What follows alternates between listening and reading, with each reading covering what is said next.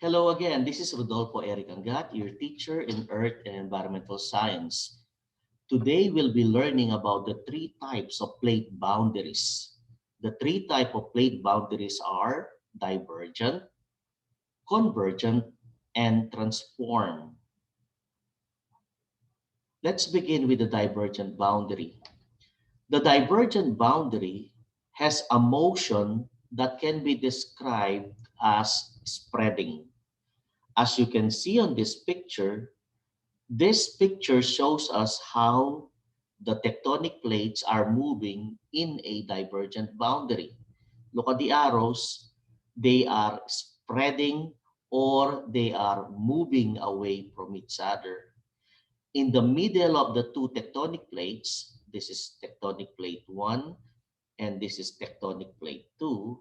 In the middle of the two, we have the ridge, just like the famous mid-ocean ridge in the Atlantic Ocean. The effect of the divergent boundary is called constructive or is constructive because new materials are added up to the Earth's surface by the rising magma from the asthenosphere or mantle. This area here is where you will actually find the youngest rocks. Magma oozes up in the ridge on a day-to-day basis, causing the formation of new rocks in this area. When the magma cools down, remember, they become igneous rocks. And that's why this one here is rich with very young igneous rocks. And the farther you go away from this ridge, the older the rocks are. The closer you are to the ridge, the younger the rocks are. The topography is called ridge or rip, meaning they're splitting. Are there any volcanic activities in this area? The answer is yes. This area here along the ridge are mountainous and volcanic areas. So there are volcanoes here. And the volcanoes are formed because of the rising magma. The second type of plate boundary is the convergent boundary. And the motion of this one is subduction. This is the most common one, of course. The one that subducts is the more dense tectonic plate. So if you have an oceanic plate in this area or oceanic tectonic plate and a continental plate in this area,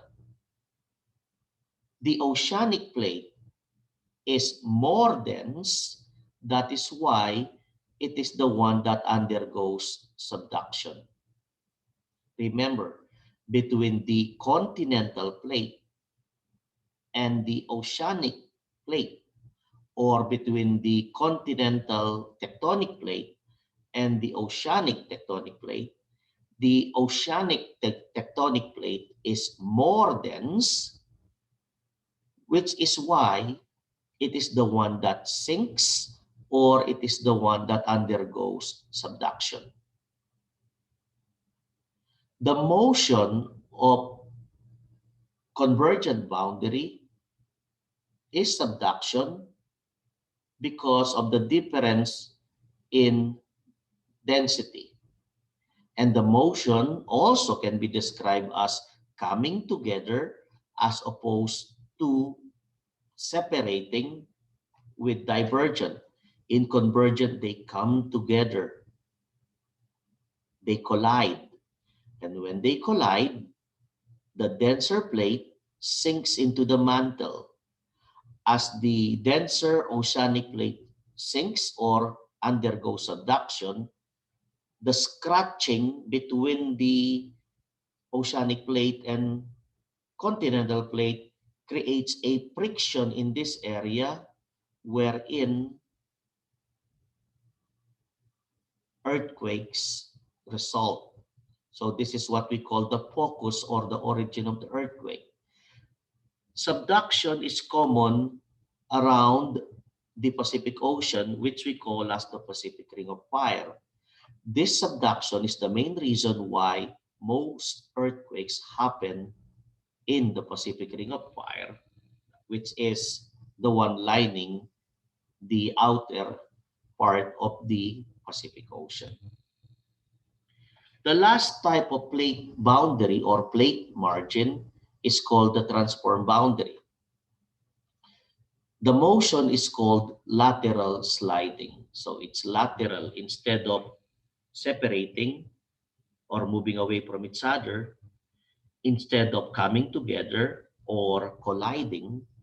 In lateral, they are sliding past each other, and this one is conservative because no material is being produced here. With regards to the topography, no major effect happens to the land, but of course, there's still an effect because of the earthquake that results with this. Earthquakes are common because of the friction or the stress that happens when the two plates scratch each other laterally. A good example of the transform boundary is the San Andreas Fault in the western side of the continental United States. Okay. Now remember, this one, divergent, is constructive because new rocks are formed in the ridge. Convergent is destructive because the denser oceanic plate sinks or subducts and is melted in the mantle. The melted material here rise up as magma and form the volcanoes on the continental plate. And some of it also goes to the ridge on the other side of the planet. Transform is conservative because it doesn't destroy nor create.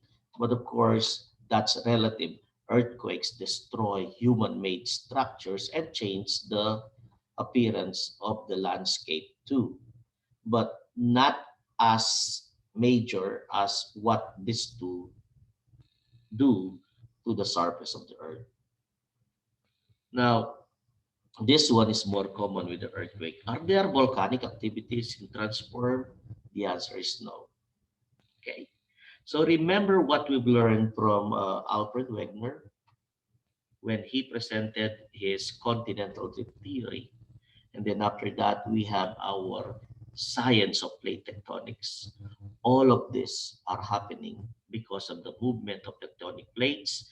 And these tectonic plates are moving because of the movement happening in the mantle, which we call convection.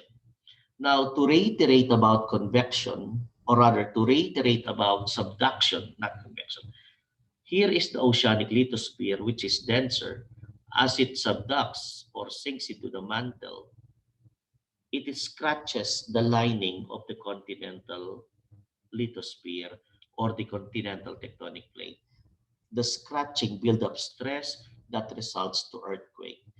This area here is what we call the Benioff zone, which we'll be learning more. When the oceanic lithosphere or oceanic tectonic plate reaches the mantle, it melts and it is destroyed. It is turned to magma. The magma rises to form volcanoes to the continents or sometimes even in the ocean. That's why you also have volcanoes under the ocean. And this is a destructive process. So we'll be learning more about plate tectonics, continental drift, and the different plate margins as we watch the other videos and see the MC20. Thank you so much, everyone. See you again. Bye-bye.